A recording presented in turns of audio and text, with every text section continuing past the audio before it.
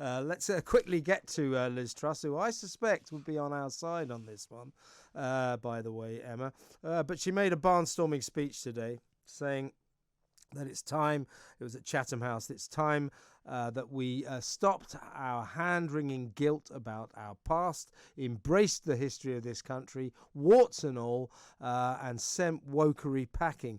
Very bold sentiments, which I applaud 100%. But I just fear, I admire Liz Truss, but I just fear that too many government ministers make these kind of speeches. We will quash wokery, we will stop the scourge of wokery, and yet on it marches unabated.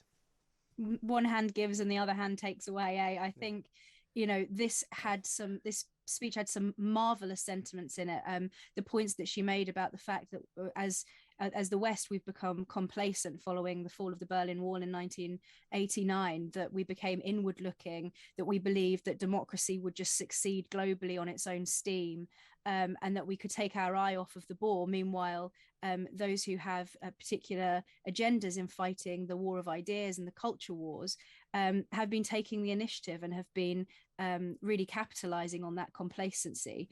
And we had this almost arrogant idea that we had reached the end of history, and that democracy was the future of the world. And that has obviously shown itself to not be the case. And the consequences of that, I think it's very interesting that she links that to not just domestic policy, but also to foreign policy, how it has affected the way that we've made certain strategic decisions, the way that we've become reliant on Russian gas or on Chinese technology. And she wants our trade to be driven by values, not only to spread our values around the world, but also to protect our own, and has made the very good point that the culture war that we're fighting at home needs to stop, because actually this is something that really plays into the hands of Britain's enemies, Russia and China in particular, because this is causing division at home. It's weakening us as a society, and it's making us inward looking, navel gazing, and allowing us to take our eye off of the ball. So I think actually, on a very basic level, on an intellectual level, she mentions. She talks about the rise of postmodern philosophy and how in fashionable circles it became vogue to be ashamed of British history, and that if we want to move forward in a positive way, and to fight for the future, we need to stop fighting over the past. And I think that is a very, very important message to send. But as I say, one hand gives and the other takes away. So whether or not the government are actually thinking meaningfully about the sort of country that we want to be, if we're talking about the freedoms and liberties that we should be proud of, then, who knows what the future holds on that front. But at least I would say that it was a lot of good talk.